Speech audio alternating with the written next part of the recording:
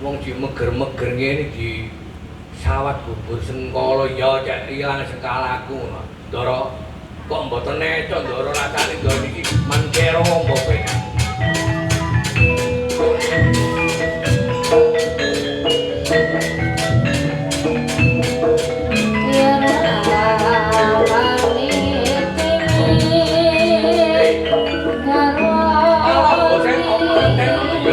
Akang kita patenani yang gue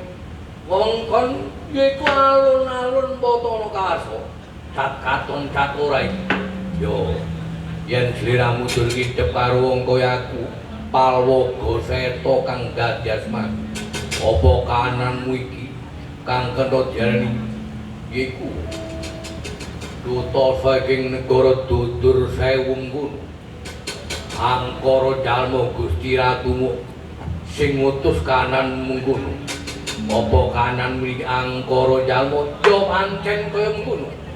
Aku bakal njaluk ananing Besri Kraton Batana Kawasa yen bisa nglangkoi ananing Palwaga Seta bisa mboyong ananing Besri Kraton Batana Kawasa. Wah, ndak pateni yo pedhot janggamun.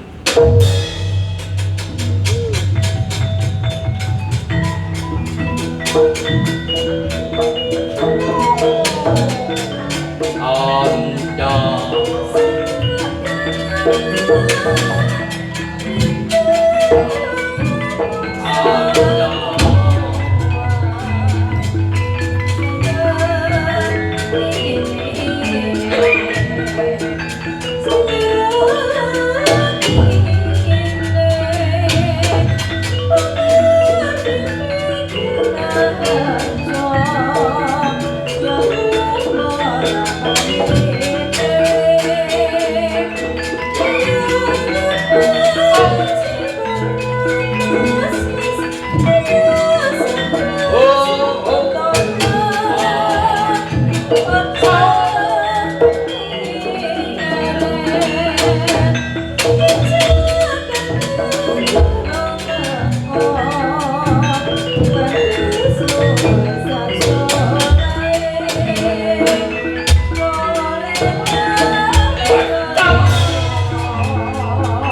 Ghiền Mì Gõ để không bỏ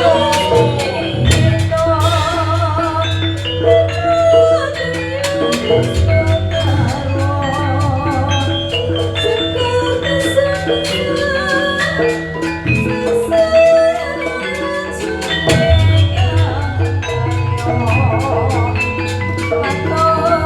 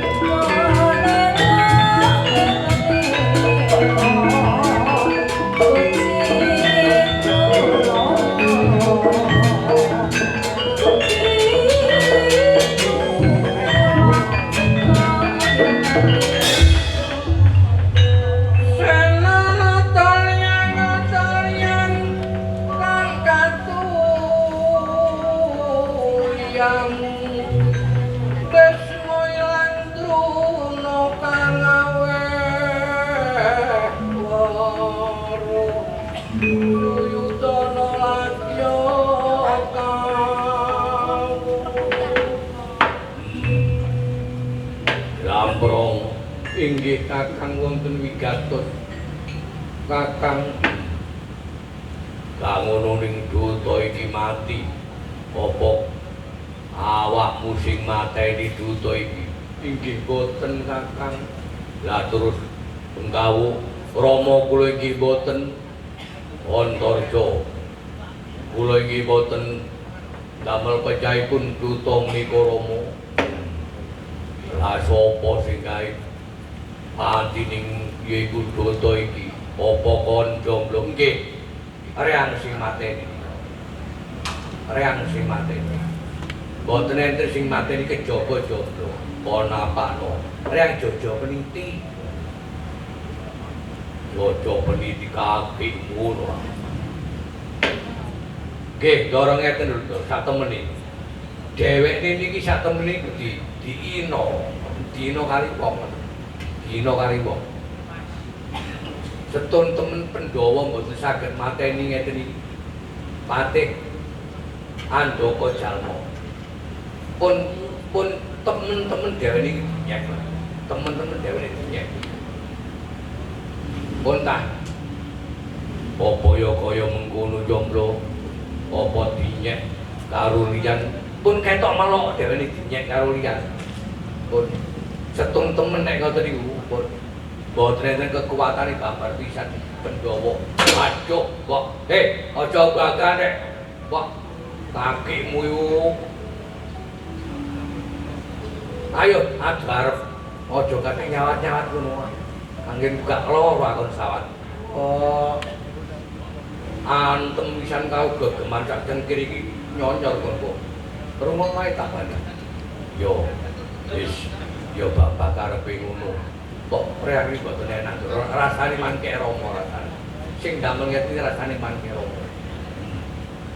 Jomblo. Lah terus iki apa? Niki ngeten iki. Sakniki monggo. Ngluruk tegening ngene iku nggih negara Dudur Sewu niki. Monggo diluruk mriku sedaya Pandhawa. Yen kaya ngono dilamprung Kertamayu padha ngluruk nyang Dudur Sewu. Inggih Kakang.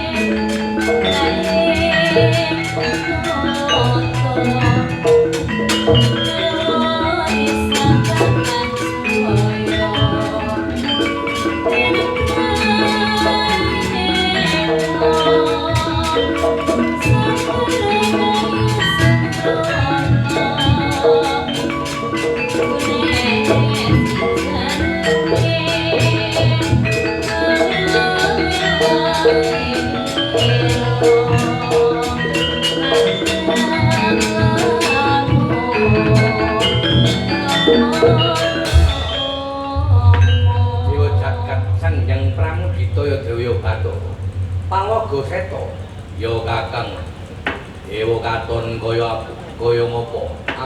Nyata kananing para Pandhawa krik lampis ngluruk menyang Dudur Sewu. Lah iki dina srenane kudu ngetikno wong kaya aku. Iki dina ayo munggah yaiku menyang Candhi Saptarengga. Lah dening ana Candhi Saptarengga iku ana salah sawijining kembang. Kena diarani kembang Tirtondaru sing manggone ana nggoning yaiku Candhi Saptarengga iku akeh sing butuhno.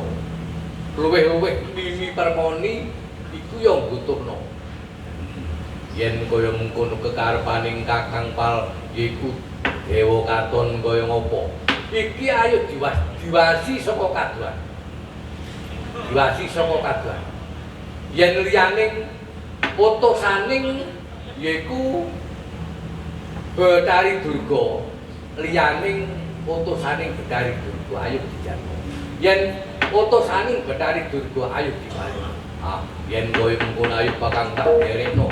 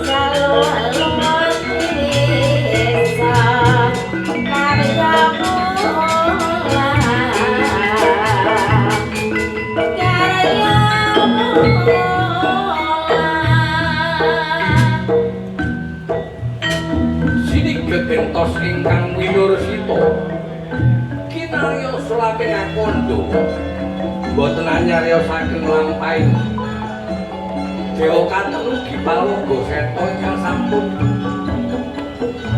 kanthi wonten ing candhi Sabtondo ya candhi Saptwarga nyariosaken ingkang wonten inggih menika Setra Gondomayit sinten to ingkang ngendhani wonten ing kayangan Setra Gondomayit anamung dewa-dewaning setan Jambini permonika Bathari ing ngriku rikala semanten nyidra kawontenaning Kunti Nalibrata kinen mulyakaken samudana ingkang rupi raseksi menika dadi wonten pengering Kunti Nalibrata kang putra Kala Garwita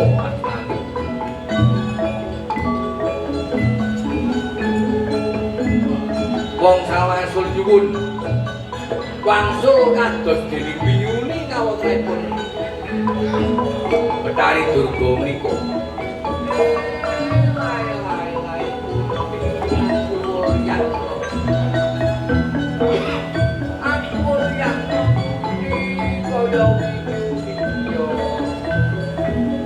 Betari surga nanging ana sarate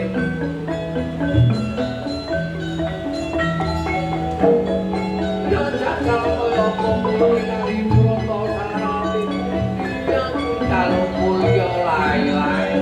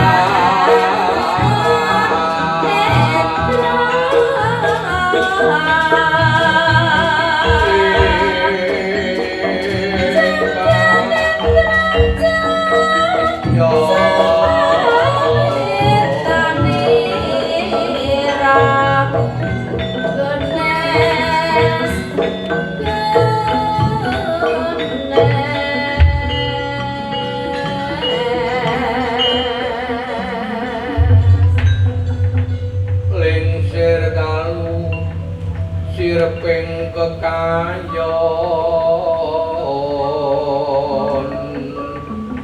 jatan ana kang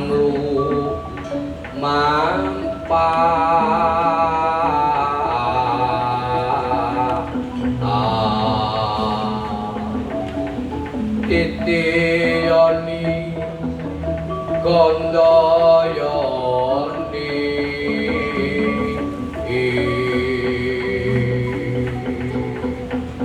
sirping kekayon jatan ana walang alise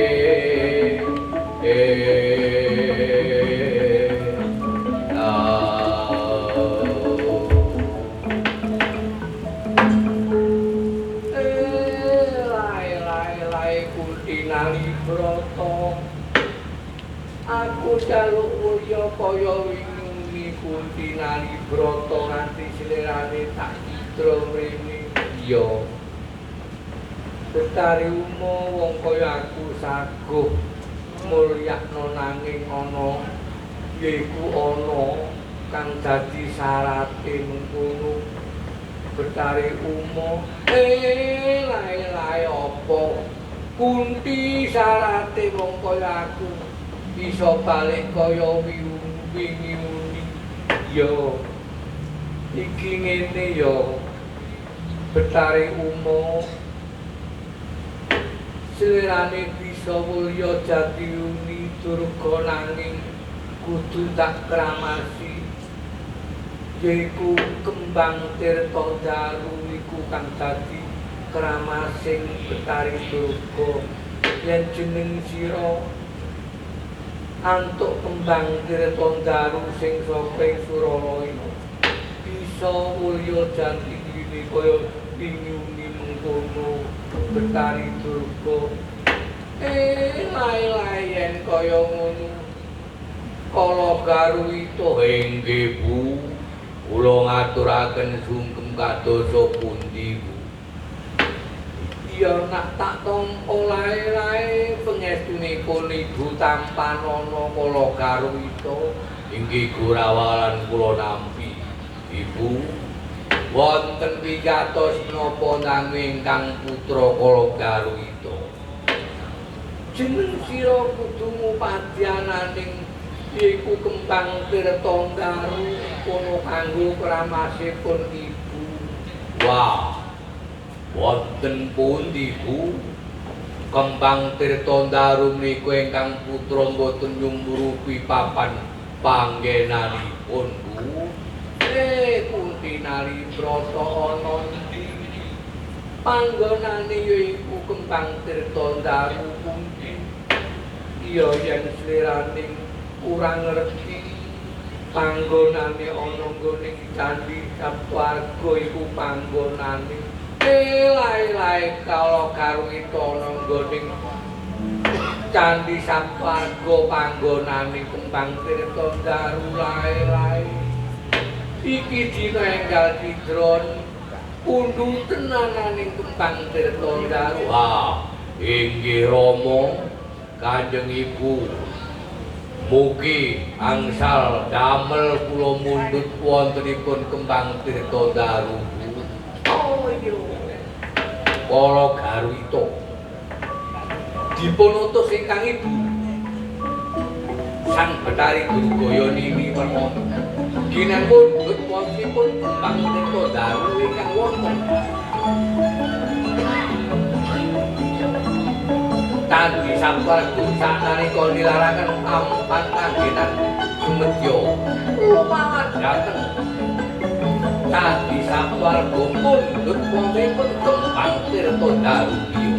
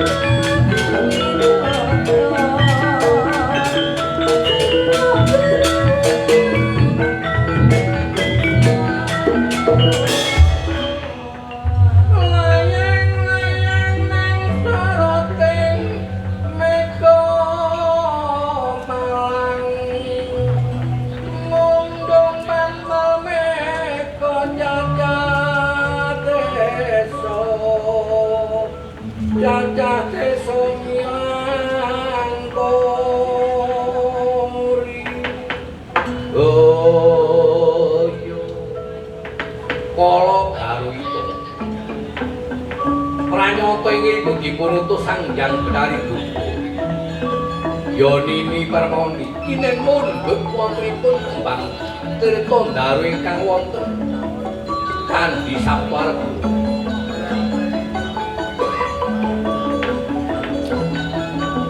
Ing ngriku meh kancik Candhi Sapwarga. Lah dening yang jagi Dewa Katon kaliyan Palawega Seta kados-kados Trendho piyambak Lena piyambak boten nyumurupi menawi kala Garwita mundhut wontenipun Kembang Tirta Daru sanalika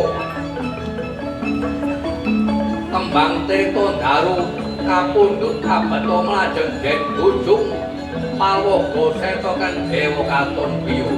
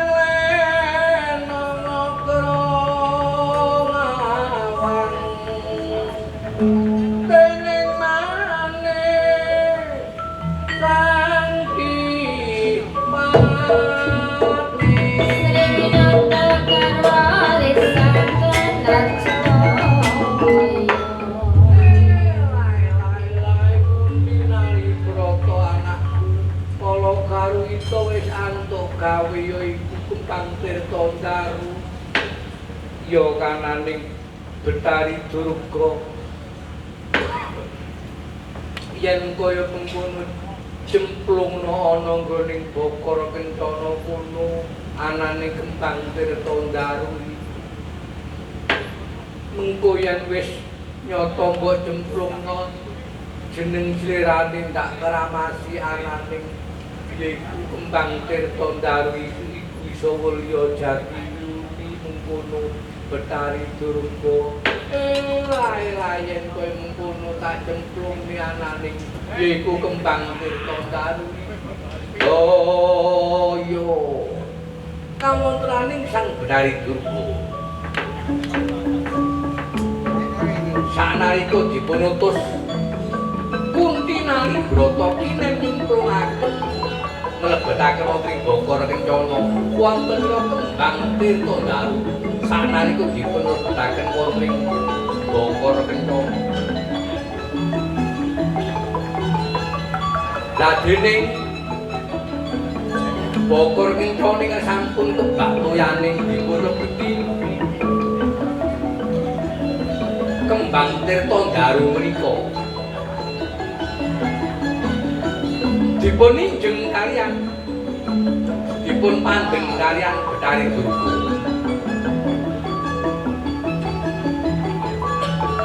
Dangu-dangu dipun pandeng danguning dangu Kembang Tirta Ndaru menika saged mengsem guyu Kembang Tirta Ndaru menika.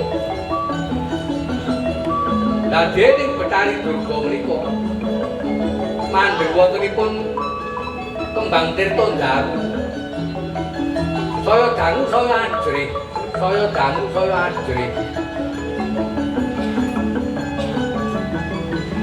gagasaning Betari Durga gak ngono niki apa iki delok mesem gune iki kaya menungso luwih apik tak bandinge ananing Bakara Kencana kang isi Kembang Tirta Ndaru.